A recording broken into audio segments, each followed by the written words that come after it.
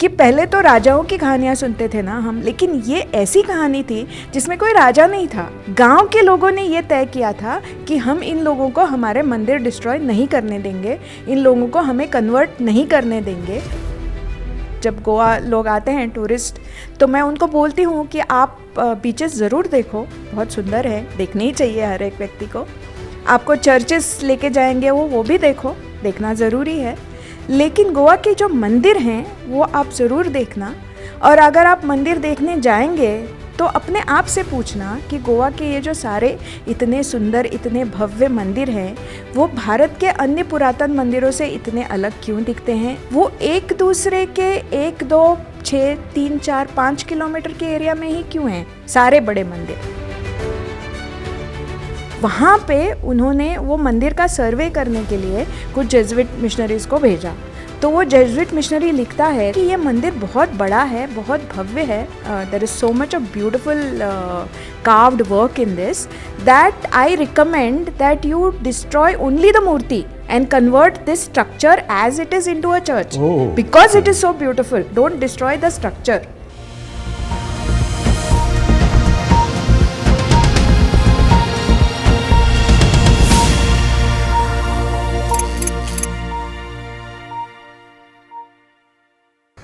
नमस्कार।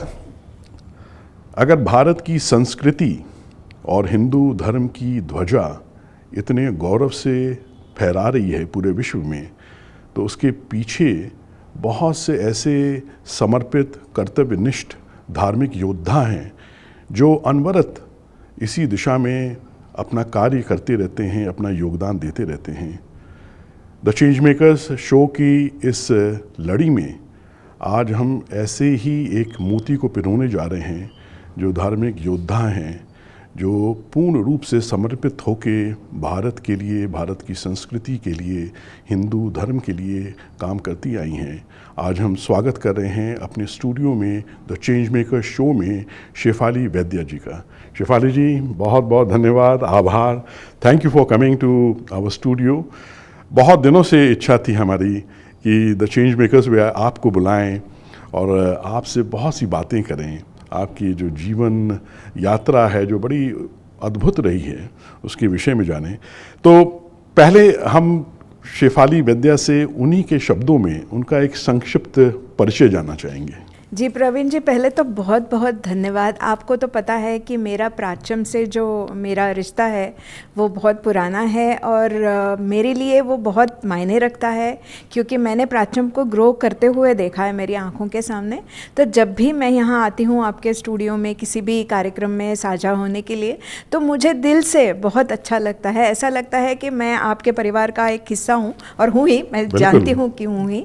तो बहुत बहुत धन्यवाद आपका कि आपने मुझे इस कार्यक्रम में भाग लेने के लिए बुलाया। आपका जो पहला प्रश्न है वो बहुत रोचक है कि मेरी कहानी मेरे अपने शब्दों में। अब बोलूँ कहाँ से शुरुआत करूँ? ठीक है, शुरुआत से ही शुरुआत करते हैं, अच्छा होता है। तो I grow up in a very traditional but very family with a very radical values, I would say, for those times. In a family in Goa, मेरा ancestral village जिसका नाम कुंकुलम है, कुंकली मराठी में बोलते हैं, तो वो एक बहुत ऐतिहासिक गांव है, जिस गांव में 1583 में 1583 में पहली बार गांव के लोगों ने, कोई राजा नहीं था, कोई सेनापति नहीं था, कोई उनको रास्ता दिखाने वाला, कोई ऐसा एक फिगर नहीं था, लेकिन वहाँ के गांव के लोगों ने, धर्मनिष्ठ लोगों ने देव, देश और धर्म के लिए पहली बार पोर्चुगीज़ सत्ता से, कॉलोनियल सत्ता के खिलाफ लड़ाई की और उठाव किया, और बहुत बड़ा भयंकर युद्ध भी हुआ था, जो मेरे गांव में अभी भी उसकी जो फुटप्रिंट्स हैं वो मेरे गांव में अभी भी दिखते हैं।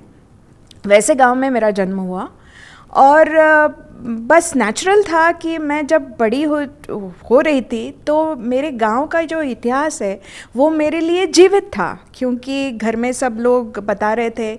जब गांव में हम लोग घूमने जाते थे तो उन दिनों में तो टीवी या फ़ोन वगैरह कुछ तो था नहीं, जब तक मैं स्कूल में थी तब तक।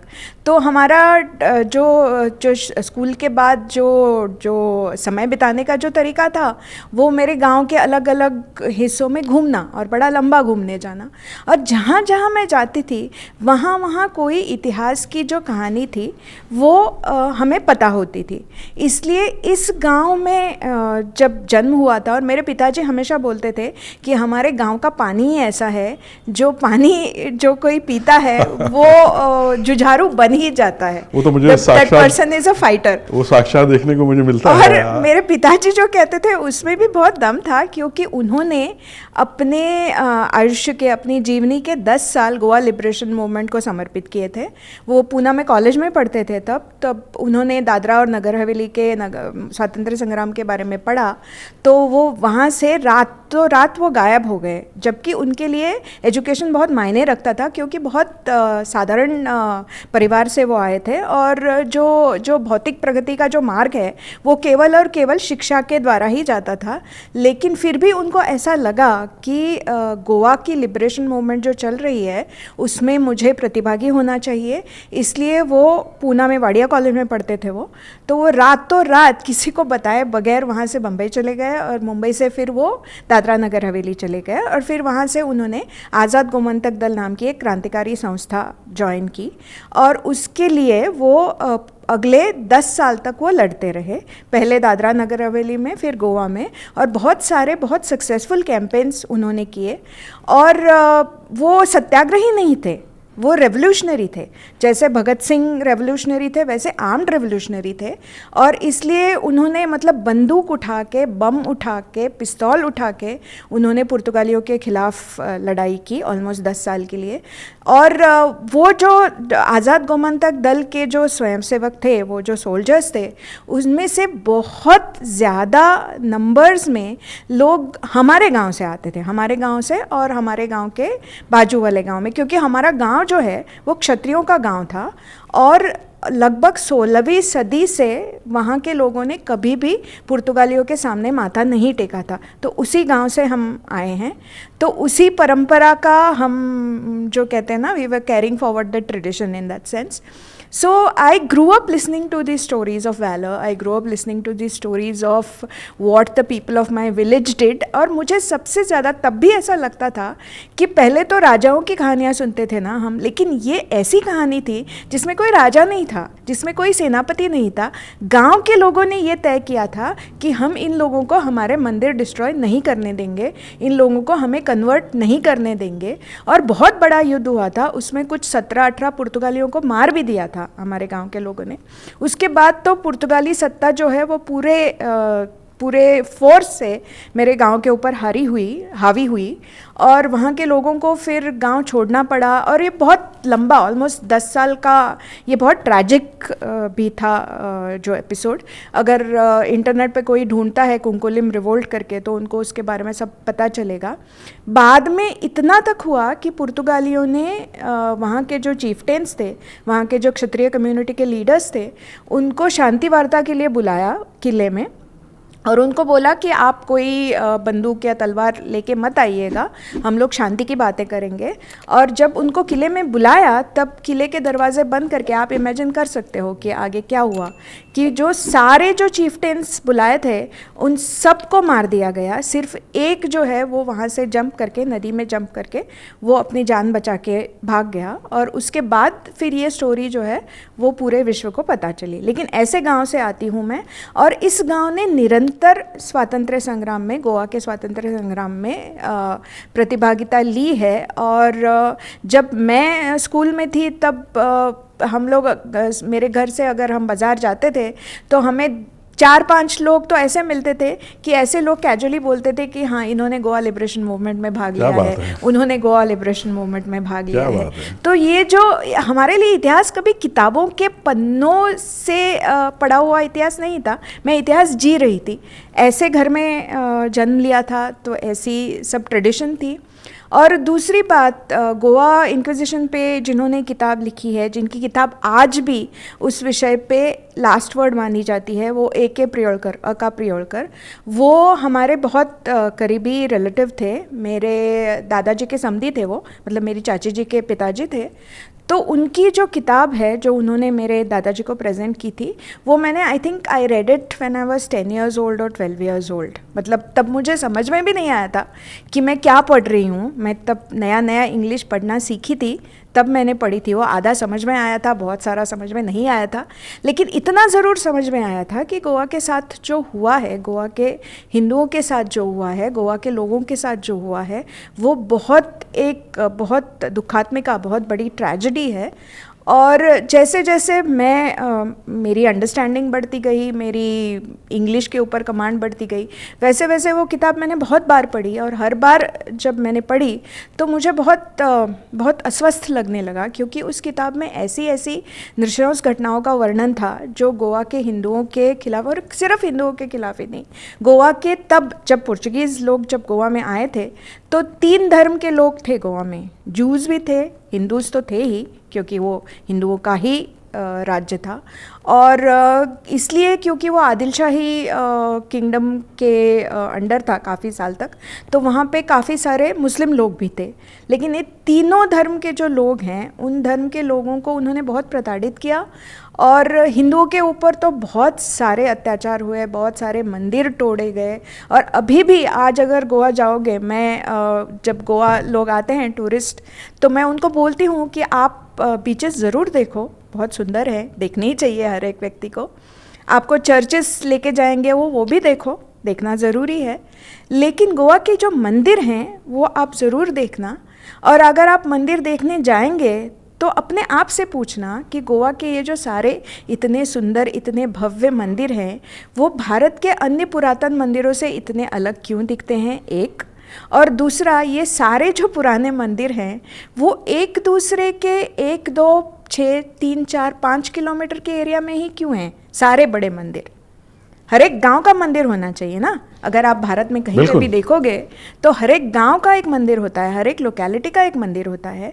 फिर गोवा के ये जो सारे बड़े फेमस मंदिर हैं, चाहे मारदौड़ हो, चाहे मंगेशी हो, चाहे वेलिंग हो, चाहे शांतादुर्गा हो, वो सब पास पास क्यों हैं, एक ही एरिया में क्यों हैं? किसी को ये सवाल पूछना चाहिए अपने आप से, और उसका जवाब भी ढूंढना चाहिए। उसका जवाब ये है क्योंकि वो सारे मंदिर अलग अलग गाँव में थे। सालसेट में थे, कुछ बारदेज में थे, कुछ तीसवाड़ी में थे। ये जो 3 डिस्ट्रिक्ट हैं जहाँ पे पोर्चुगीज़ों ने सबसे पहले आके कब्ज़ा किया, उनको अभी भी ओल्ड कॉन्क्वेस्टास बोलते हैं गोवन हिस्ट्री बुक्स में। तो वहाँ पे जब पोर्चुगीज़ पहले आए तो उन्होंने पहले 100 साल में उनकी जो रेजिम थी वो बहुत ही ओप्रेसिव, बहुत ही रिप्रेसिव रेजिम थी। और जो मैक्सिमम मंदिरों का जो ध्वंस हुआ वो उन 100 सालों में हुआ। और ये जो सारे मंदिर थे वो अलग अलग गाँव में थे, कुछ साष्टी के विलेजेस में थे, कोस्टल विलेजेस में, कुछ बारदेस में थे, कुछ तीसवाड़ी में थे। वो सारे मंदिर तोड़े गए, और आज भी उनमें से कई जगहों पे पोर्चुगीज़ लोगों ने मतलब उनके जो मिशनरी ऑर्डर्स थे, जेजुइट्स और फ्रांसिस्कन्स, उन्होंने जो चर्च बना दिए हैं, बड़े बड़े चर्चेस, वो आज भी वहीं पे हैं। और गोवा के जो हिंदू थे, जो धर्म बदलना नहीं चाहते थे, जो कन्वर्ट नहीं होना चाहते थे, उन्होंने अपने लेवल पे उसका प्रतिकार किया। और जहाँ जहाँ उनको पॉसिबल था वहाँ वहाँ उन्होंने अपनी देवताओं का संरक्षण किया। और अपनी देवताओं की मूर्तियाँ जो हैं वो रातों रात वो उनके ओरिजिनल स्थान से उठा के वो एक पोंडा महल, जिसको अंतरुज महल बोलते थे उन दिनों, और वो एक हिंदू राजा के अंडर तब था 16वीं शताब्दी में। तो वो जो सारी मूर्तियाँ थीं उनको वो रातों रात वहाँ लेके गए, और फिर वहाँ उन्होंने उनको स्थापित किया छोटे छोटे गाँव में। अब आज जो आपको बहुत बड़े मंदिर दिखते हैं गोवा के, और बहुत सुंदर हैं, बहुत स्वच्छ मंदिर हैं, बहुत देखने लायक मंदिर हैं गोवा के, वो मंदिर भी तब नहीं बने थे, क्योंकि जब मूर्तियाँ वहाँ पे स्थापित की गई थी तो हिंदू लोगों के पास कुछ भी नहीं था, ना सत्ता थी, ना पैसा था, ना पॉलिटिकल पावर थी कि वो बड़े बड़े मंदिर बना सके। तो वो जो मूर्तियाँ थी वो छोटी छोटी झोपड़ियों में रखी गई थी फॉर ऑलमोस्ट 150 ईयर्स। उसके बाद जब मराठा एम्पायर, जिसको छत्रपति शिवाजी महाराज ने स्थापित किया था, वो जब बहुत बड़ा और पावरफुल हो गया, और शिवाजी महाराज के बाद संभाजी महाराज और उनके बाद बाजीराव पेशवा और उनके भाई चिमाजी अप्पा ने जब पुर्तगाली सत्ता के खिलाफ लड़ाइयाँ की, और चिमाजी अप्पा ने जब वसई में पुर्तगीज़ों को बहुत बड़ी मात दी थी, और उसी कालखंड में गोवा के जो हिंदू जो प्रताड़ना के कारण गोवा के बाहर निकल गए थे, और वो काफ़ी इंटेलिजेंट लोग थे, वॉरियर्स भी थे, तो उन्होंने पेशवा दरबार में और मराठा दरबार में अच्छी पोजीशंस ले ली थी अपने मेरिट पे। तो जब वो सरदार बने तब उनके पास पैसा भी था, उनके पास पॉलिटिकल पावर भी था, और वो ये बदलाव ला सकते थे। तो उन्होंने फिर गोवा में अंतरुज महल में जगह खरीद ली और ये बड़े बड़े मंदिर बनवा दिए। एक बहुत बड़े सरदार थे जो गोवन ओरिजिन के थे, जो ग्वालियर के सिंधिया दरबार में बहुत बड़े हुद्दे पे थे। उन्होंने ही उज्जैन के मंदिर का भी पुनर्निर्माण किया था। उन्होंने भी अपनी कुलदेवता का, अपनी ग्राम देवता के मंदिर गोवा में बनवाए, और इसीलिए आज आपको जो मंदिर दिख रहे हैं वो सारे मंदिर पोंडा महल में इसलिए हैं, और वो सारे मंदिर एक पर्टिकुलर आर्किटेक्चर स्टाइल में जो बने हुए हैं, जो कि भारत की जो ट्रेडिशनल आर्किटेक्चर स्टाइल है जिसके ऊपर मैं अभ्यास करती हूँ, उससे काफ़ी अलग है। क्योंकि बीच में जो 100 और 150 इयर्स का जो गैप हुआ था, तो उस गैप में, उस कालखंड में नॉलेज में भी गैप हुआ था। क्योंकि मंदिर बनाने वाले जो ट्रेडिशनल स्थपति थे, वो उनको फोर्सिबली किसी को कन्वर्ट किया था, कोई छोड़ के भाग गए थे, तो वो जो ज्ञान था, वो ज्ञान भी लुप्त हो गया था कि ट्रेडिशनल मंदिर कैसे बनाते हैं। लेकिन वो सिविलाइजेशनल मेमोरी में था। ये मैं इसलिए बोल रही हूँ कि I find it very interesting कि लोगों के सिविलाइजेशनल मेमोरी में ये था कि हिंदू मंदिर में एक गर्भगृह होना चाहिए, उसके ऊपर एक शिखर होना चाहिए, उसको एक सभा मंडप होना चाहिए, एक प्रदक्षिणा पथ होना चाहिए बाहर का और अंदर का, और एक पुष्करिणी होनी चाहिए, और सभा मंडप और गर्भगृह के बीच में एक अंतराल होना चाहिए।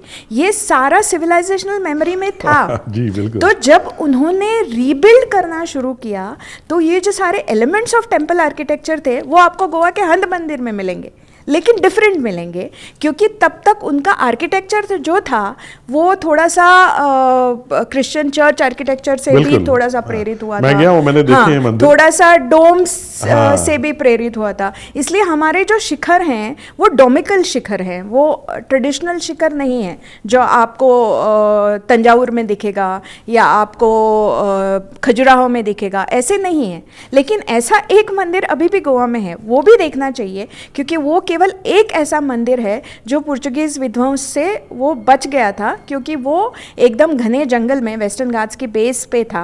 तो उसको रीडिस्कवर करने के लिए काफ़ी समय लगा था, और it was rediscovered in very early 20th century. Tambdi Surla का जो महादेव मंदिर है वो कल्याणी चालुक्य स्टाइल में बना हुआ है, मतलब पत्थर का बना हुआ है। उसको कॉमनली हेमाडपंथी बोलते हैं लोग, लेकिन उस मंदिर को देखना चाहिए और समझना चाहिए कि गोवा के जो ओरिजिनल जो मंदिर थे वो शायद ऐसे रहे होंगे, या फिर लैटराइट के रहे होंगे, या फिर लकड़ी के रहे होंगे, काठ के रहे होंगे, क्योंकि गोवा में काठ भी बहुत मिलता था।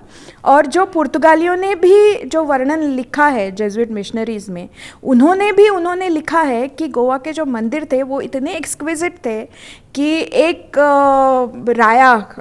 शानदोर राया में एक पोर्चुगीज़ फोर्ट था, तो वहाँ का एक जो कैप्टन था वो मंदिरों का ध्वंस करने में, सालसेट के मंदिरों का ध्वंस करने में वो बहुत आगे था।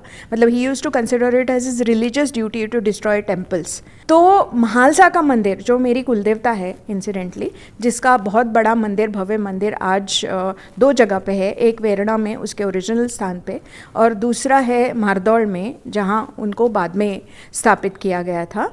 तो वहाँ पे उन्होंने वो मंदिर का सर्वे करने के लिए कुछ जेजुइट मिशनरीज़ को भेजा।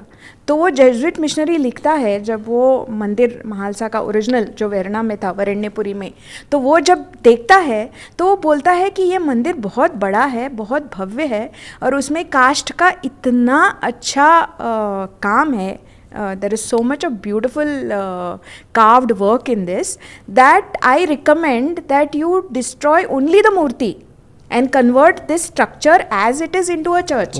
Because it is so beautiful. Don't destroy the structure.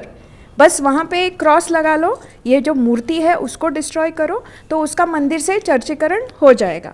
लेकिन जब वो लिखता है तो ऑब्वियसली वो डिएगो रोड्रिगेज को पसंद नहीं था, तो उसने वो मंदिर तोड़ ही दिया और जो मूर्ति थी वो मारदौल में शिफ्ट की गई. और आज भी वहाँ पे मारदौल में बहुत बड़ा मंदिर है. और वो जो ओरिजिनल साइट है वहाँ पे उन्होंने चर्च बनाने का प्रयास किया, लेकिन किसी कारणवश वहाँ पे इमारत वो खड़ी ही नहीं हो सकती थी. तो गोवा के लोग बोलते हैं क्योंकि देवी नहीं चाहती थी कि वहाँ पे कुछ हो. और अभी लास्ट 20-30 इयर्स में वहाँ पे एक बहुत भव्य मंदिर बना है उस ओरिजिनल स्थान पे. तो जो गोवा जाएंगे टूरिस्ट, मेरा उनसे अनुरोध है कि वो दोनों जगह जाएं, मारदौल में भी जाएं, वेरना में भी जाएं, और देखें कि कैसे जहाँ पे पहले मंदिर था और उसको ट्रांसप्लांट करके दूसरी जगह पे मंदिर बनाया, और कैसे गोवा के लोगों ने कभी भी मंदिरों के ऊपर से या अपनी आस्था नहीं खोई, और nor did they leave their sacred spaces. मुझे बहुत लोग पूछते हैं जब मैं इस विषय पे बोलती हूँ ना कि मतलब आपके वो ये सब तो होता रहा, पोर्चुगीज़ लोगों ने आपके ऊपर इतने अन्याय किए, इतने अत्याचार किए, लेकिन आप लोगों ने उसका प्रतिकार क्यों नहीं किया? Y didn't the गोवंस fight back? The गोवंस did fight back. Because they fought back, majority of Goa is still Hindu, which is unheard of with this kind of onslaught anywhere. कुछ साल पहले मैं पेरू गई थी. पेरू में सिर्फ 52 ईयर्स लगे स्पेनिश लोगों को पूरे देश को कैथलिक बनाने में. Pratyam is about dedicating to revive our rich cultural heritage, the essence of Bharat. We are bringing to life the echoes of our glorious past. We need organizations like Pratyam. It is old as well as the new rise. Prachyam Hindu के गौरव की गाथा गाता है. 60 साल में हमने जो खोया विरासत के रूप में, संस्कृति के रूप में, उसको वापस लाने का काम कर रहे हैं. Our mission goes beyond creating content.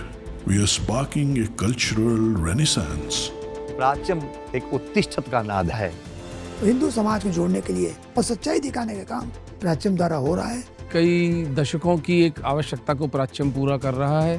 प्राच्यम is putting out as an urgent civilization imperative. गुलामी की मानसिकता अगर कहीं पर भी अंदर धसी हुई हो ना, उसको उखाड़ फेंकने का काम प्राच्यम का कंटेंट करता है.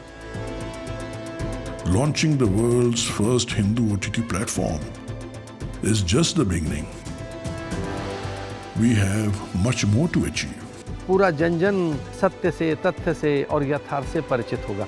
आपका ये प्रयत्न ईश्वर की आराधना ही है. काउंटर नैरेटिव का आंदोलन आरंभ हो चुका है.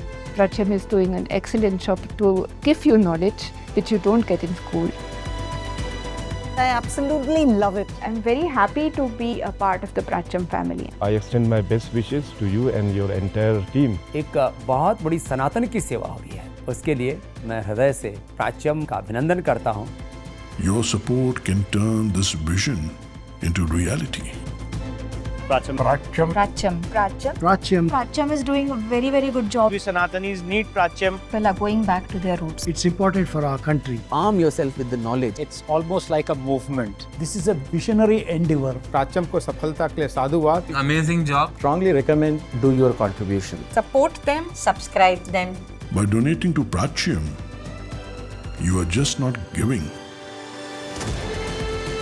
You are investing in our culture, our future, and our children.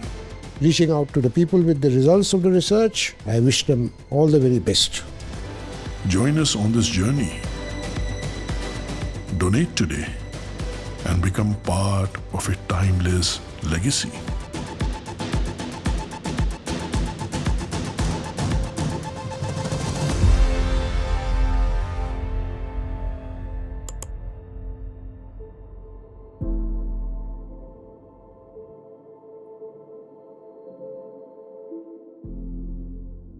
और पूरी सभ्यता को खत्म कर Exactly. पूरी संस्कृति खत्म कर दी. Exactly. मैं तो ज़्यादातर साउथ अमेरिका के देशों में गया हूँ. Exactly. और मुझे तो मतलब जो उनकी जो प्राचीन संस्कृति सभ्यता थी, जो मायंस थे, एस्टेक्स थे, इनकन्स थे, सब संपूर्ण रूप से उनको विनष्ट कर दिया है.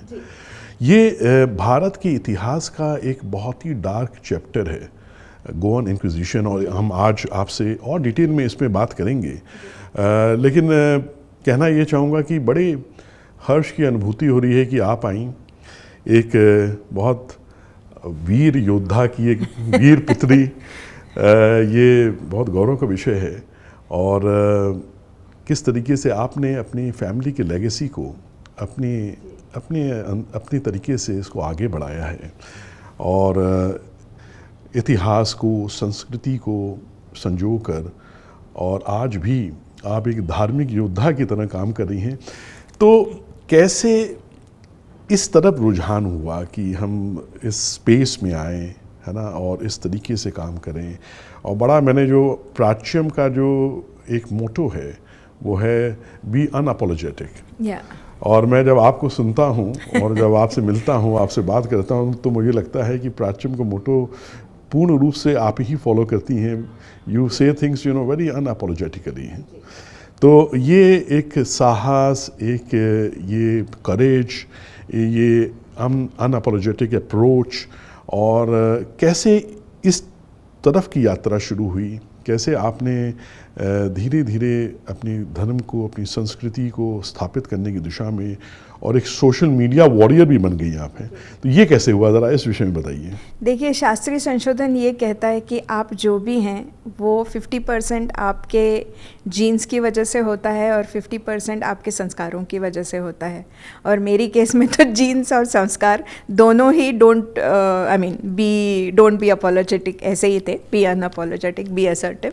तो वो तो मतलब जो है उसके बारे में जैसे दिखता है वैसे बोलना, वो तो बहुत पहले से था। वो तो आप स्वभाव गुण कह सकते हो या स्वभाव दोष कह सकते हो, that totally depends on which side of the fence that you are sitting. But स्पष्ट वक्ता होना वो तो पहले से ही था। लेकिन ये जो इंडिक वॉरियर की जो जर्नी जो शुरू हुई, वो एक्चुअली अब मैं when I look back I realize that there are basically two major phases in my life, pre-2006 and post-2006. Pre-2006 I was a practicing Hindu, I was a believing Hindu, but I was not a public persona. मतलब मैं अपनी life जी रही थी, अपनी life में पूजा कर रही थी, सारे फेस्टिवल सेलिब्रेट कर रही थी, but I was not a public persona.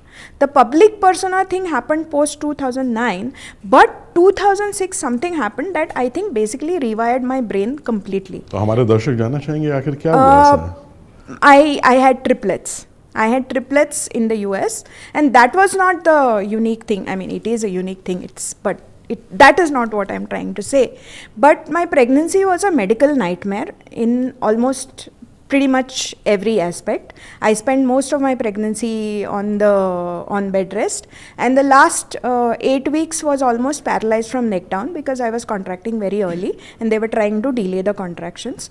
तो वो जो समय था तब मेरी लाइफ को भी my life was also in danger, my children's life was also in danger, and that was a time where I had a lot of time to introspect, and I think fundamentally that period somewhere rewired me, and that is what I think now when I look back, because my journey post 2006 and my journey pre 2006 are totally different, as in I am a different person. So I think they say ना कि near death experience जब होता है उसमें बहुत सारा research भी होता है। अभी मैं मेरे एक साइंटिस्ट फ्रेंड से इसके बारे में बात कर रही थी, तो वो बोल रहे थे कि फंडामेंटली आपका लाइफ फिलोसफी चेंज हो सकता है। I think to some extent that happened with me, and after that I felt that I was in a hurry, that there was a lot that I could tell the world, and those stories that I needed to tell, and I could tell them. See, there are a lot of people who want to tell the stories, but not all of them have the ability or the chance or the opportunity to do that. I had the ability, the chance, the opportunity to do that, and I could do it very well. So that kind of started that journey. Also this stay in the hospital where जब आपको कोई भी आशा की किरण नहीं दिख रही हो, because every day they were telling me, the doctors were telling me that if I delivered today my kid's life would be in danger, they are if they were born they would be having these developmental issues. मतलब बहुत बहुत सारा, मैं उसमें नहीं जाऊंगी, but बहुत मेरे जीवन का सबसे ज़्यादा डार्क कालखंड था वो।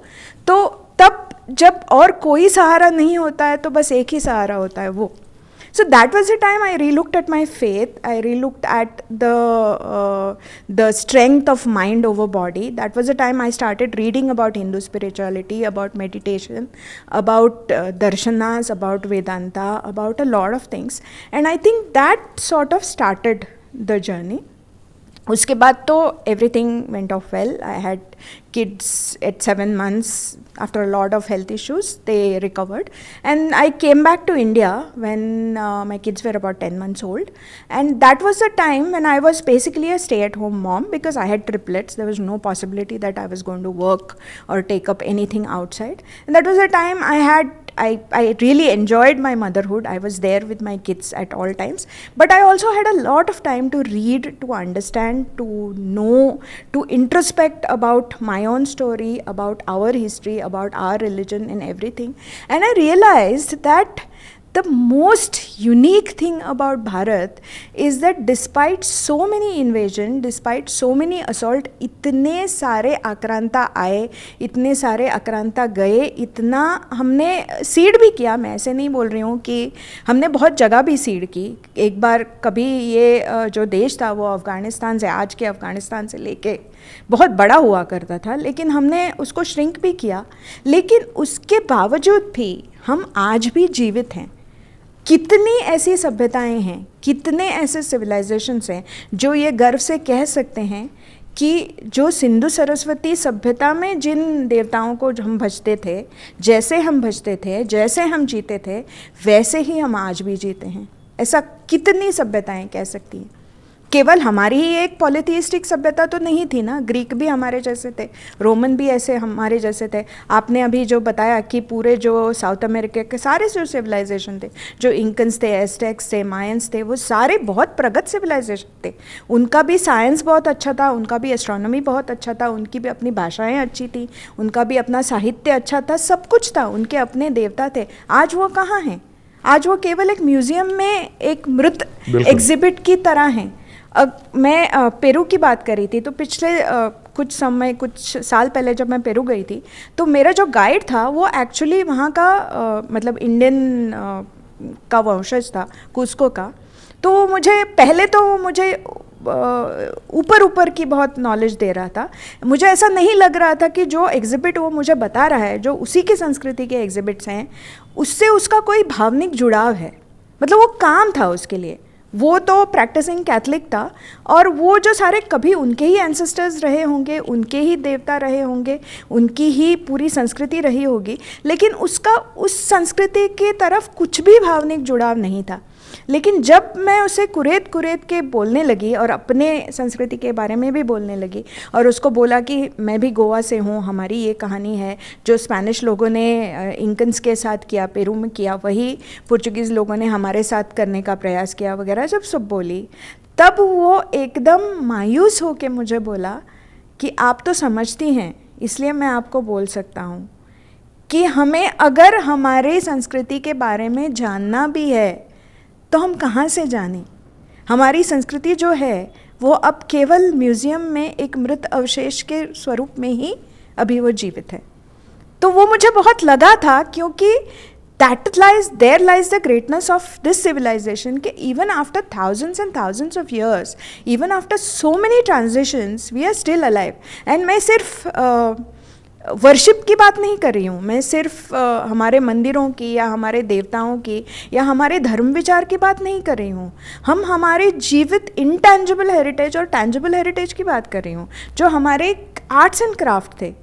जब हम सिंधु सरस्वती संस्कृति में थे तब भी हम वीविंग करना जानते थे, तब भी हम कॉटन से या लिनन से धागा निकालना जानते थे, हम उसको कपड़े में वीव करना जानते थे. उतना ही नहीं, हम उसको पैटर्निंग करना भी जानते थे, हम ब्लॉक प्रिंटिंग जानते थे समय, हम फ्रूट्स और वेजिटेबल से कैसे कलर निकालते हैं, मिनरल से कैसे कलर निकालते हैं, उसको पक्का कैसे करते हैं, मोर्डेंट कैसे यूज़ करते हैं, उसको यूज़ करके उसको पैटर्न कैसे बनाते हैं, एम्ब्रॉयडरी कैसे करते हैं, ब्लॉक प्रिंटिंग कैसे करते हैं, वीविंग कैसे करते हैं, वो बातें हम तब भी जानते थे, हम अब भी जानते हैं. And this, despite so many disruptions, Indian history is not one linear line. There have been so many interruptions, so many disruption in multiple ways, but फिर भी ये जो नॉलेज सिस्टम है हमारा वो कंटिन्यू होता गया गंगा की प्रवाह की तरह। आप तो काशी से हैं, जब भी मैं काशी जाती हूँ और जब भी मैं गंगा जी को देखती हूँ तो मुझे मेरे मन में एक ही विचार आता है कि ये जो नदी है वो हज़ारों साल से ऐसे ही बह रही है, इसी कोर्स में बह रही है। थोड़ी सी ट्रांजिशन हुई होंगी लेकिन it is basically followed the same course from the Himalayas to the bay of Bengal. लेकिन अगर आप उस नदी के प्रवाह में जाओगे, बोट राइड लोगे और अपनी अंजुली में एक अंजुली गंगा का पानी लोगे और उसके बाद वो अर्घ्य देंगे और फिर दूसरी अंजुली जब आप भर के लेंगे तो क्या पहली अंजुली वाला पानी is the same as the water in the second handful? No, it's not. But is it the same river? Is it the same flow? Is it the same पात्र? Yes, it is. And that is the beauty of Indian culture, that is the beauty of Indian knowledge systems कि हम लोग सदा चिरंतन लेकिन फिर भी नित्य नूतन, काल के साथ हम बदलते तो गए लेकिन जो हमारा कोर था, जो हमारा जो बेसिक आइडेंटिटी था उसको हमने कभी नहीं खोया। बहुत सही कहा आपने, नित्य नूतन सनातन, यही हम लोग कहते हैं। बहुत ही बढ़िया, बड़ी रोमांचकारी आपकी बातें हैं लगती हैं। और जैसा मैंने कहा कि अगर हमारी संस्कृति और हिंदू धर्म अगर आज तक संरक्षित है तो अनादिकाल से बहुत से महान लोगों का इसमें बहुत बड़ा बलिदान है, बहुत बड़ा सेक्रीफाइस है, जिन्होंने अपने प्राणों के बलिदान तक दे दिए इस संस्कृति की, इस राष्ट्र की रक्षा के लिए हैं। और आज भी बहुत से लोग ऐसे हैं जो इस दिशा में प्रयास कर रहे हैं।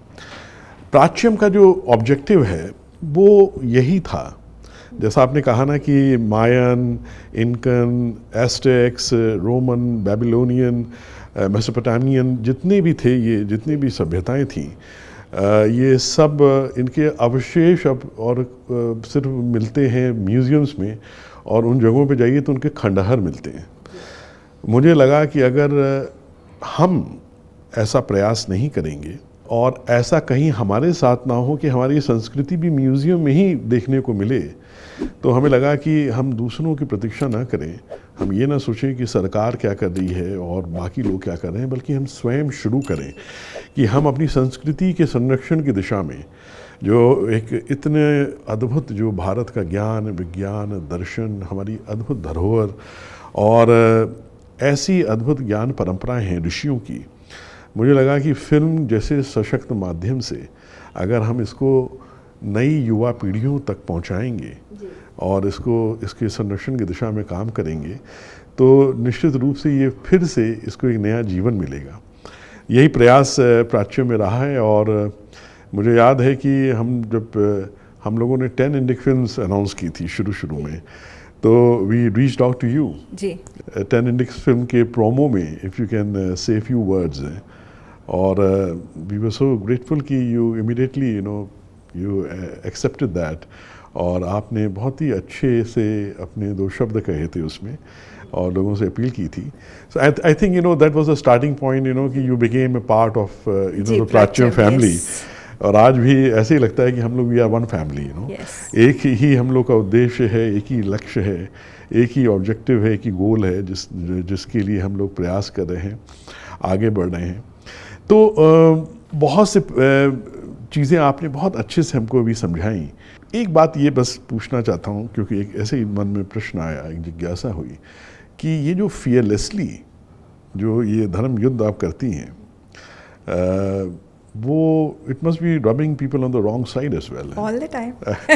तो ये, और अनफॉर्चुनेटली हमारे हिंदू लोग ही कुछ ऐसे हैं, हमारे भारतीय लोग ही कुछ ऐसे हैं जो तुरंत प्रतिक्रिया में खड़े हो जाते हैं। एंड अनफॉर्चुनेटली वो लोग ट्रोल करना भी शुरू करते हैं, है ना, हैरेस करना भी शुरू करते हैं। तो क्या होता है, कैसी आपको कैसे लोग ट्रोल करते हैं या कैसे प्रतिक्रिया व्यक्त करते हैं, और how do you handle that, कैसे आप उसको हैंडल करती हैं? अब तो मैं पुरानी खिलाड़ी हूँ इस खेल की। अब तो कोई फर्क नहीं पड़ता। हाँ, मजी हुई हूँ। अब तो फर्क नहीं पड़ता ज़्यादा। एंड ऑल्सो एज दे से ना कि if you can't handle the heat get out of the kitchen. तो ये सोशल मीडिया पे जब मैं अपने आप को व्यक्त करती हूँ तो उसका एडवांटेज ये है कि कोई फ़िल्टर्स के बगैर, कोई एडिटोरियल कंट्रोल के बगैर मैं अपनी जो बात है, अपना जो तथ्य है वो पूरी दुनिया के साथ साझा कर सकती हूँ। और कोई भी उसमें मुझे रियल टाइम में कमेंट्स दे सकता है, उसमें मेरी बात सुन सकता है, मेरी बातों से जुड़ सकता है। ये तो उसका पॉजिटिव है। उसका नेगेटिव ये भी है कि कोई भी लिटरली कोई भी फेक आईडी बना के उस पर कमेंट कर सकता है और कुछ भी अब्यूज़, कुछ भी धमकियाँ, कुछ भी कर सकता है। और ये केवल मेरे साथ नहीं हुआ है, ये इस स्पेस में, इंडिक स्पेस में, धार्मिक स्पेस में जो भी बात कर रहे हैं, चाहे पुरुष हों या स्त्री हों, उन सबको इसका सामना करना पड़ा है। तो I am not unique in that sense. हमारे साथ भी होता है, सबके साथ होता है, सबके साथ होता है। लेकिन जब आप स्त्री हैं तो एक अलग जो अटैक जो आपके ऊपर होता है वो हमेशा से ही आपके चारित्र्य के ऊपर होता है। Because that is the easiest way to that people think they can silence a woman's voice is to attack a character. मतलब वो आप क्या बोल रहे हो उसका प्रतिवाद नहीं करेंगे, वो आप क्यों बोल रहे हो ये सवाल पूछेंगे और आपके ऊपर, आपके पर्सनल लाइफ के ऊपर, या आपको फिर वो लेबल्स बना देंगे, आपको संगी बोलेंगे, आपको कम्युनल बोलेंगे, व्हाई यू स्प्रेड हेट, ऐसे सवाल पूछेंगे। जब मैं गोवा के इतिहास के बारे में इस विषय पे जब मैंने सबसे पहली बार बात करना शुरू किया, अब तो काफ़ी लोग बोलते हैं लेकिन मैंने पहली बार शुरू किया था इतने सालों में, तो सबसे ज़्यादा जो रेजिस्टेंस था वो मुझे गोवन हिंदुओं से मिला। क्योंकि वो मुझे रियली जो जिनके एंसेस्टर्स, जो मेरी एंसेस्टर्स की तरह इस प्रताड़ना का सबसे बड़ा शिकार हुए थे, क्रिश्चियन तो हैं ही, उन्होंने तो पूछा ही, वो मैं समझ सकती हूँ। ये ऐसा क्यों होता है? मतलब ये हिंदू क्योंकि we are very deracinated, we are very self loathing and we have lost the sense of self so many years, and there are historical reasons behind it. Maybe I'll talk about it in the reply to another question.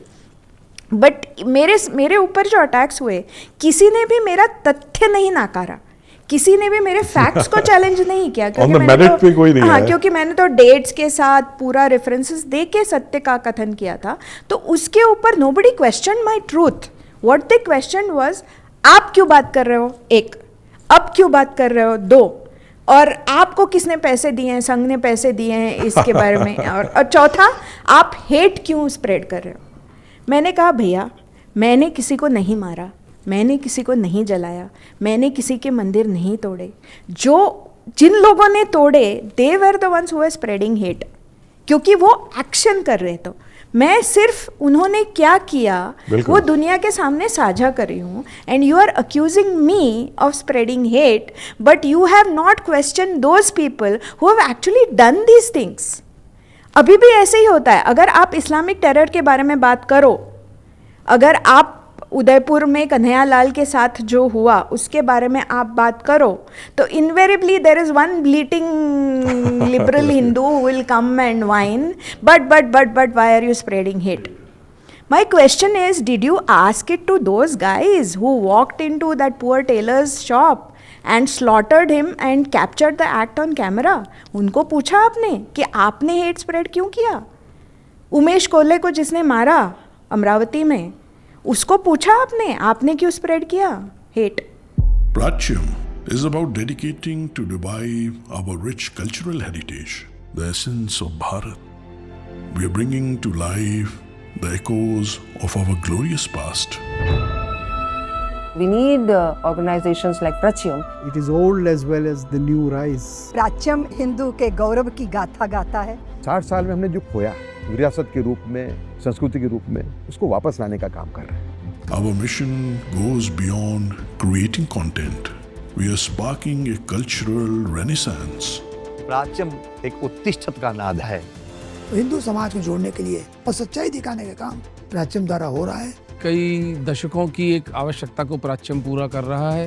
प्राच्यम is putting out as an urgent civilization imperative. गुलामी की मानसिकता अगर कहीं पर भी अंदर धसी हुई हो ना, उसको उखाड़ फेंकने का काम प्राच्यम का कंटेंट करता है। Launching the world's first Hindu OTT platform is just the beginning.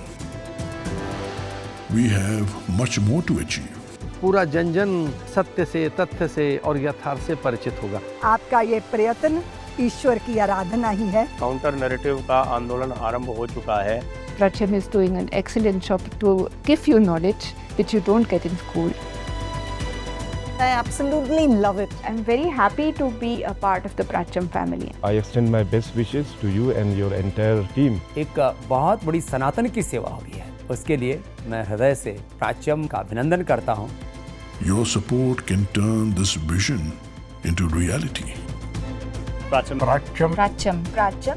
Pratyam is doing a very, very good job. We Sanatanis need Pracham. People are going back to their roots. It's important for our country. Arm yourself with the knowledge. It's almost like a movement. This is a visionary endeavor. प्राच्यम को सफलता के लिए साधुवाद। Amazing job. Strongly recommend do your contribution. Support them, subscribe them. By donating to Prachyam, you are just not giving.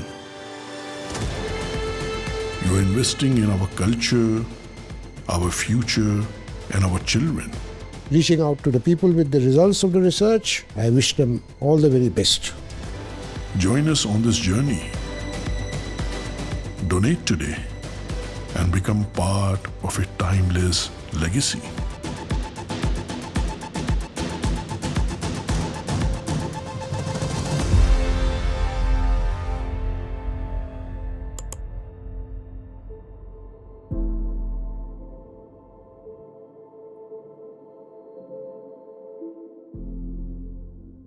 जब 26/11 हुआ मुंबई में तो उनको पूछा आपने कि आपने क्यों स्प्रेड किया हेट?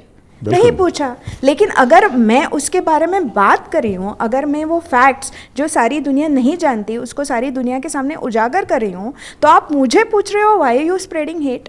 सेकंड, दूसरा जो सवाल है कि आप क्यों बात कर रहे हो इसके बारे में? क्योंकि आपने नहीं की, इसलिए मैं बात कर रही हूँ। किसी को तो बोलना चाहिए ना। बिल्कुल। Did you speak about it? No, nobody spoke about it. That's why I feel it is my duty to speak about it. If you don't want me to speak about it, you should have spoken about it all these years. Why didn't you? But you don't want to, because you don't want to talk about the inconvenient truth. That is another thing. Thirdly, आप अब क्यों बात कर रहे हैं? फिर से वही सवाल। मैं अब बात कर रही हूँ क्योंकि इतने सेंचुरीज से किसी ने बात की ही नहीं। आपने क्यों नहीं की? किसी ने क्यों नहीं की? स्कूल बुक्स में क्यों नहीं है ये सब? इतिहास के पन्नों से ये सब गायब क्यों कर दिया गया? ये जो सारा सच है, सच है। मैं कोई मनगढ़ंत तो नहीं बोल रही हूँ। मंदिर तो टूटे हैं, वो सच है। पूरे भारत में टूटे हैं, सिर्फ गोवा में ही नहीं टूटे हैं। अगर आप काशी जाओगे और काशी विश्वनाथ के मंदिर में जाओगे तो वो जड़ा मॉन्स्ट्रोसिटी जो है उसके बगल में, उसको अगर आप देखोगे तो चीख चीख के बोल रहा है वो ये मंदिर था, क्योंकि उसका दीवार आपको दिख रहा है, अंधे को भी दिख रहा है। बिल्कुल। लेकिन फिर भी हम ऐसे लोग हैं, लॉ अबाइडिंग लोग हैं हिंदूज, कि हमको आंख के सामने सच दिख रहा है, लेकिन फिर भी हमको ASI सर्वे करवाना पड़ रहा है कोर्ट में जाके। बिल्कुल। क्योंकि हमारे लोग वही पूछ रहे हैं ना, अब क्यों बात कर रहे हो? Why are you spreading it? आपको नहीं दिखता वो मंदिर का दीवाल है? आपको नहीं दिखता वो नंदी जो आज भी उस मॉन्स्ट्रोसिटी के तरफ अपना मुंह करके खड़ा है? क्यों खड़ा है? Why is the Nandi not looking at the current Kashi Vishwanath temple? आपको कभी ये सवाल हुआ नहीं, मन में चुभा नहीं? बिल्कुल। और एक कारण और भी है, जो सेकुलरिज्म का जो पार्ट हिंदुओं को पढ़ा दिया गया है ना, ब्रेन वॉश कर दिया गया है। सर्वधर्म वड़ा पाव। ये वड़ा पाव खाने से बहुत दिक्कत हुई है। ये जो है ना, ये ऐसा ब्रेन वॉश्ड हो गए हैं और ये बात नहीं समझते शेफाली जी कि अगर अब नहीं बात करेंगे ना तो इतिहास अपने आप को दोहराएगा जी। इसलिए बहुत आवश्यक है कि ये बातें अब चीख चीख के लोगों को बताई जाएं और क्या सत्य है, इतिहास का क्या सच्चा पक्ष है, ये लोगों को बताया जाए। और इसी दिशा में आप बहुत अच्छा कार्य कर रही हैं, प्रयास कर रही हैं। शेफाली जी, आपसे बहुत से लोग प्रेरणा लेते हैं, इंस्पिरेशन लेते हैं। बहुत मैंने देखा है, बहुत लोगों को आपने इंस्पायर किया है। मैं जानना चाहूँगा कि कौन वो लोग हैं जिन्होंने शेफाली वैद्या को इंस्पायर किया है? सबसे बड़े तो मेरे पिताजी। पिताजी, अच्छा। हाँ, क्योंकि उनकी लाइफ में उन्होंने मतलब कभी ऐसे बैठ के पाठ नहीं पढ़ाया हो, लेकिन उनकी जीवनी से बहुत कुछ सीखी हूँ मैं। सबसे पहला जो सबसे बड़ा लेसन जो सीखी हूँ उनकी जीवनी से वो ये है कि अगर आप ऐसा चाहते हैं कि कुछ हो, कुछ बदलाव हो, if you want some change, you have to go ahead and do it, no one else is going to do for you. अगर आपके घर के सामने गंद है तो आप म्यूनसिपैलिटी को 10 लेटर लिखो, कुछ नहीं होगा। अगर आप शॉवल लेके बाहर निकलोगे और वो गंद साफ़ करने लगोगे तो लोग जुड़ जाएंगे और अल्टीमेटली वो गंद साफ़ हो जाएगी। वो सबसे बड़ी लेसन उन्होंने अपनी जीवनी से मुझे सिखाई। नहीं तो उनको क्या ज़रूरत थी अपना कॉलेज करियर, अपने लाइफ के गोल्स छोड़ के गोवा लिबरेशन मूवमेंट में भाग लेने की। वो उनकी लड़ाई थी, ये मेरी लड़ाई है। लेकिन अगर आपको ऐसा लगता है कि ये लड़ाई किसी ने लड़नी चाहिए तो बनता है कि आप उस रण क्षेत्र में उतरो, नहीं तो कभी भी ये नहीं होगा। ये सबसे बड़ा इंस्पिरेशन है। दूसरा, मेरी फैमिली का बहुत बड़ा सपोर्ट है मुझे। मेरी फैमिली मतलब मेरे पति, मेरे बच्चे, मेरे भाई, बड़े भाई, और even otherwise this is a civilisational war. आप तो जानते हैं, ये आपके फैमिली का सपोर्ट अगर आपके पीछे नहीं है तो ये करना, मैं ये नहीं कहूँगी कि असंभव है, लेकिन बहुत बहुत डिफ़िकल्ट है। अगर आपकी फैमिली आपको सपोर्ट करती है, आपको स्पेस देती है, आपको बोलती है कि आप लड़ो, we are there holding the home front, that is a huge comfort and that is been my biggest support system. और बाकी शिवाजी महाराज तो जैसे महाराष्ट्र में और गोवा में भी लोग, जब kids of my age, when we grew up listening to the stories of Chhatrapati Shivaji Maharaj, उनसे बड़ा इंस्पिरेशन क्या हो सकता है? क्योंकि जब मुझे पता है उनकी जीवनी की सबसे बड़ी अचीवमेंट क्या लगती है। एक तो उन्होंने जब शुरुआत की थी तो शून्य से शुरुआत की थी, उनके पास कुछ भी नहीं था। जब उनकी माताजी शिवनेरी से जब पूना आई थी तो पूरा पूना जो उनकी जागीर का हिस्सा था, लेकिन वो पूरा डिस्ट्रॉय हो चुका था। वहाँ पे कुछ नहीं उगा था, कुछ नहीं होता था। लेकिन फिर भी उनकी माताजी ने ये ढाढ़स बंधाया, वो छोटे बाल शिवाजी को लेके यहाँ पे आ गई और उन्होंने यहाँ पे रहना शुरू किया पुणे में। और वहाँ से फिर उन्होंने एक बहुत बड़ा सपना देखा, वो हिंदवी स्वराज्य का सपना था। बात है। और आप एक बात समझिए कि अगर शिवाजी महाराज चाहते थे तो वो अपना एम्बिशन लो रख सकते थे। वो एक बहुत अच्छे जागीरदार होते, बहुत जस्ट जागीरदार होते। उनकी जागीर में जो प्रजा होती वो बहुत अच्छे से रहती, क्योंकि he was a great man, he was a just man. लेकिन उनका सपना इतना छोटा कभी नहीं था।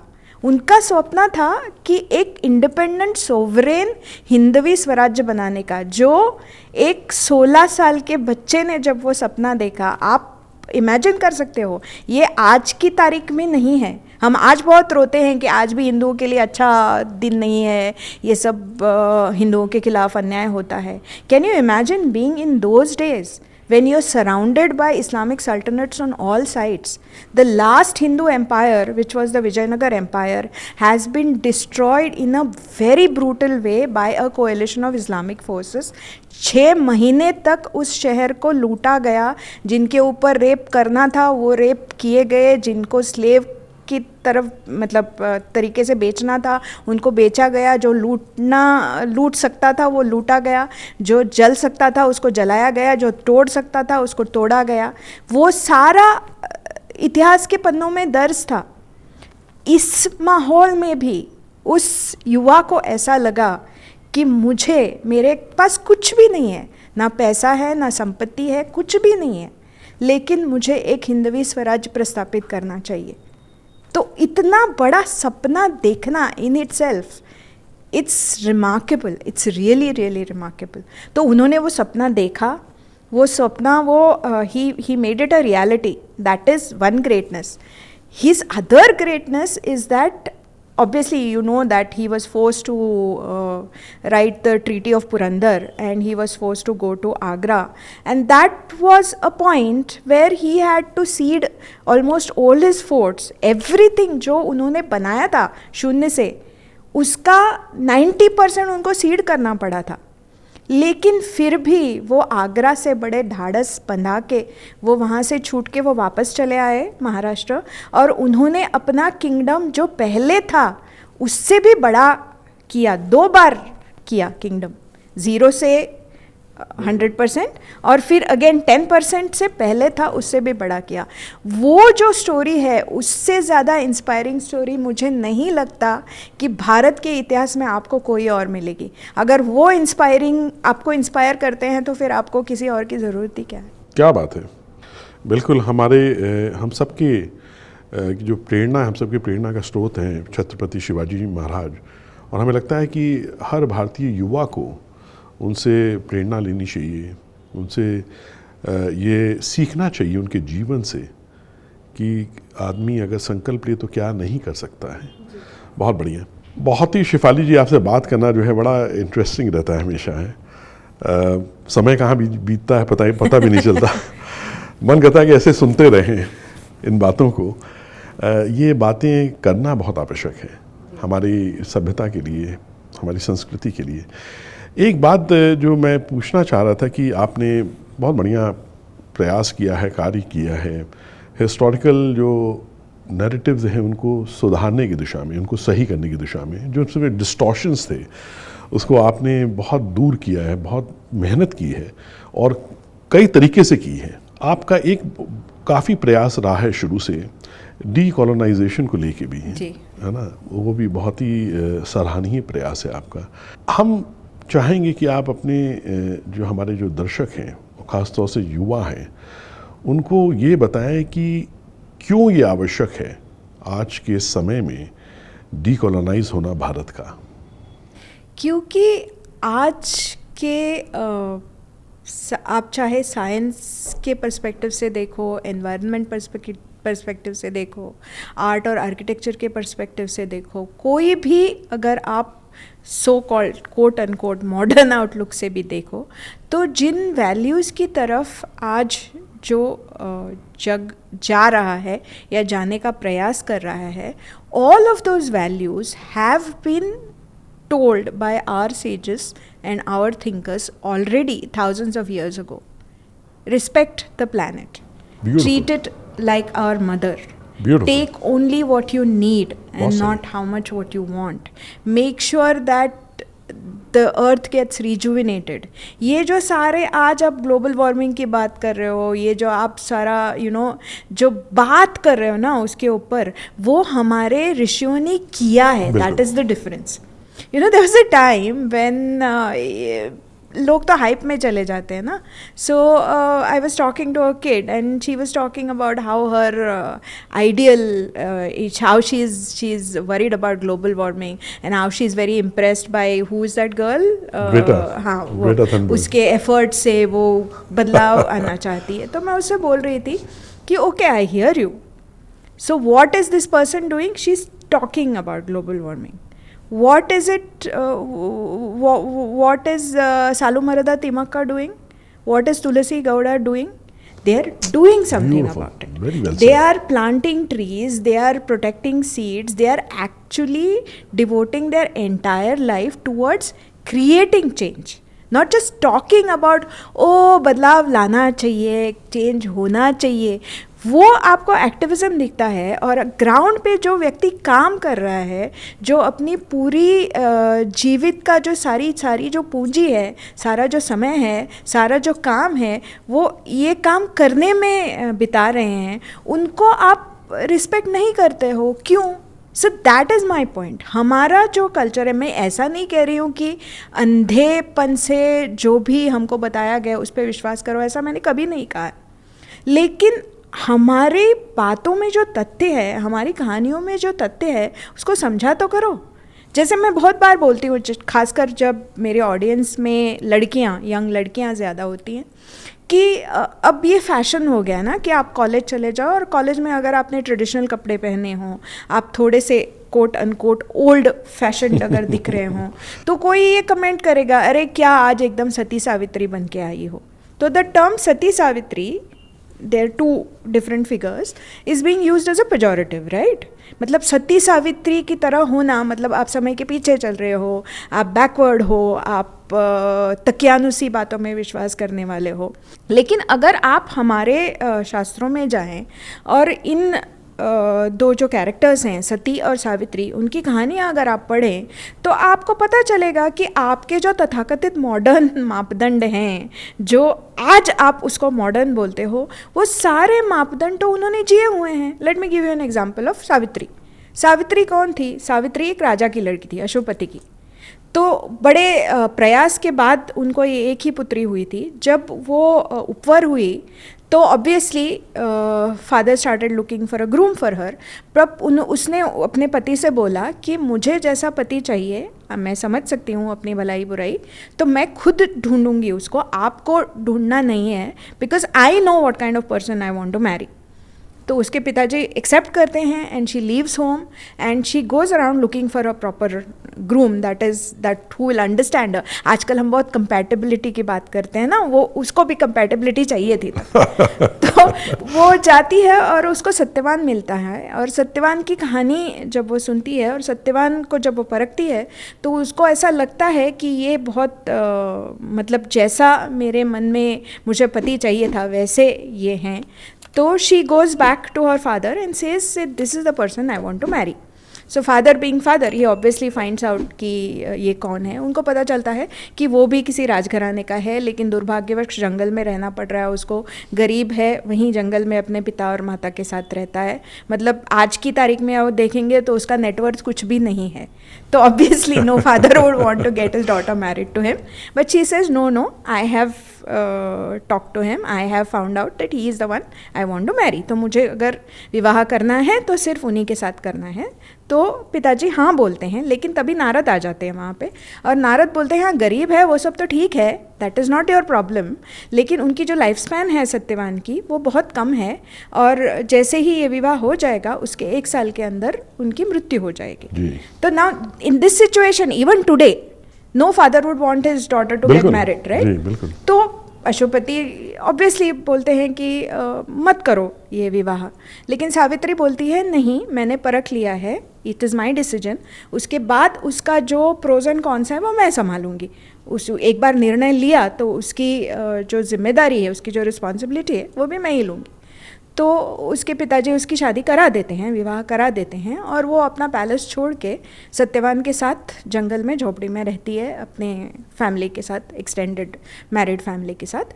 और जैसा ही बोला गया था कि इस दिन उनकी मृत्यु होने वाली है सत्यवान की, उस दिन यमराज आ जाते हैं उनका सोल लेने के लिए। That is the story. तो जो सावित्री आख्यान जो है तो वो फॉलो करती है क्योंकि she had anticipated this and all through she argues, logically argues with Yamraj.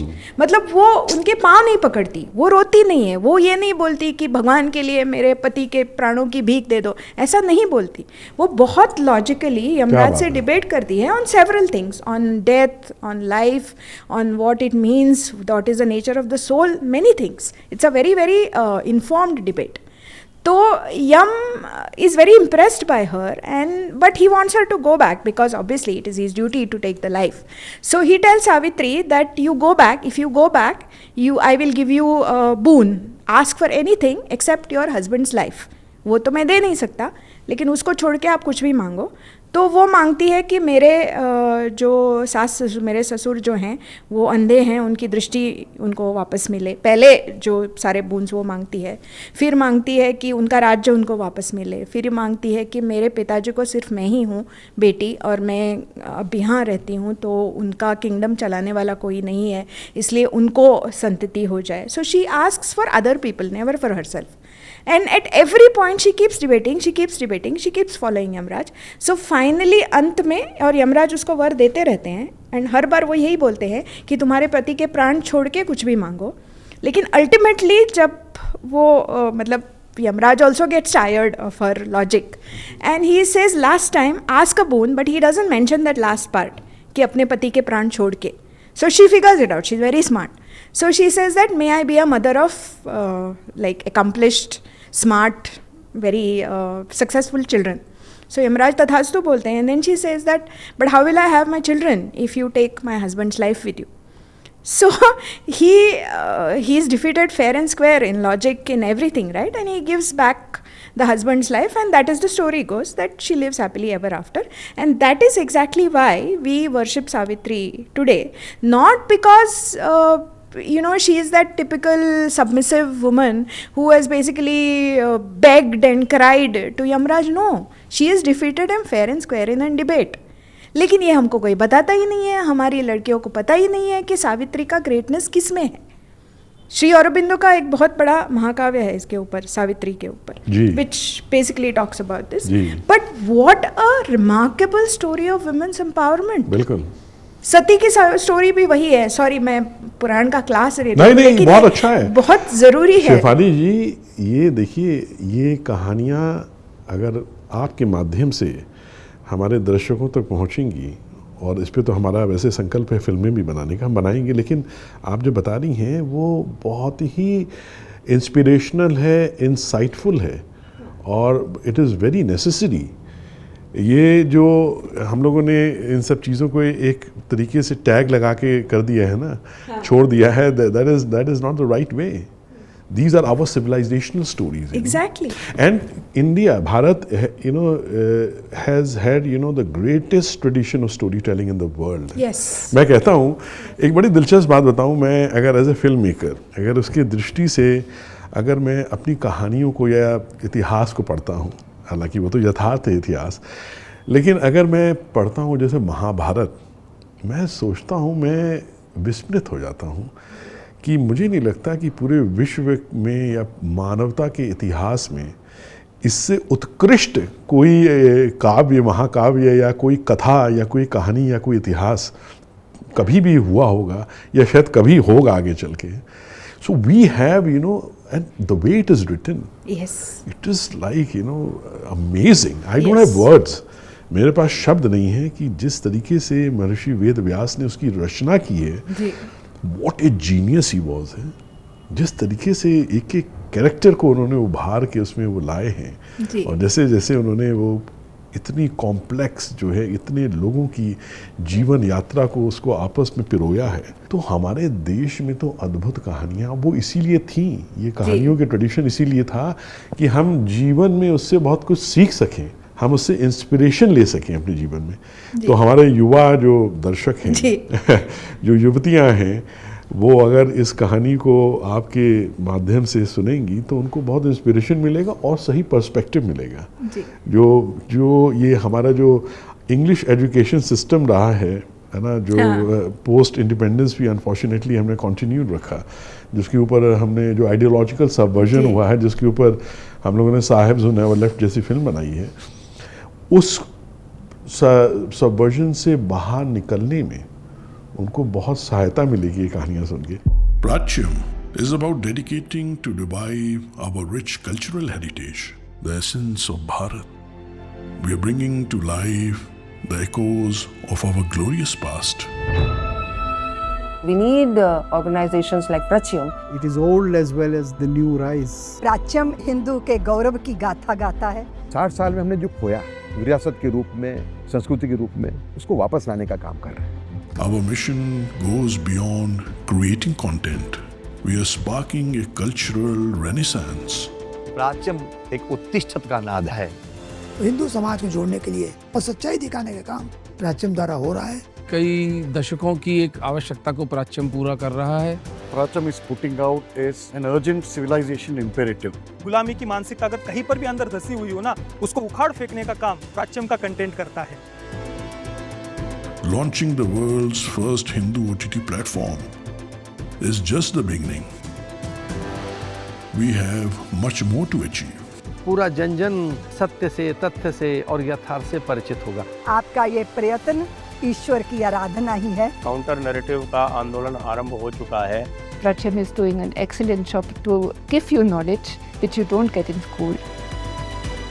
I absolutely love it. I'm very happy to be a part of the Pratyam family. I extend my best wishes to you and your entire team. एक बहुत बड़ी सनातन की सेवा हो रही है, उसके लिए मैं हृदय से प्राच्यम का अभिनंदन करता हूँ.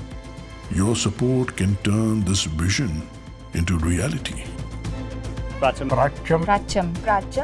Pracham is doing a very, very good job. We Sanatanis need Pracham. People are going back to their roots. It's important for our country. Arm yourself with the knowledge. It's almost like a movement. This is a visionary endeavor. प्राच्यम को सफलता के लिए साधुवाद. Amazing job. Strongly recommend do your contribution. Support them, subscribe them. By donating to Pracham, you are just not giving. You are investing in our culture, our future, and our children. Reaching out to the people with the results of the research, I wish them all the very best. Join us on this journey. Donate today and become part of a timeless legacy.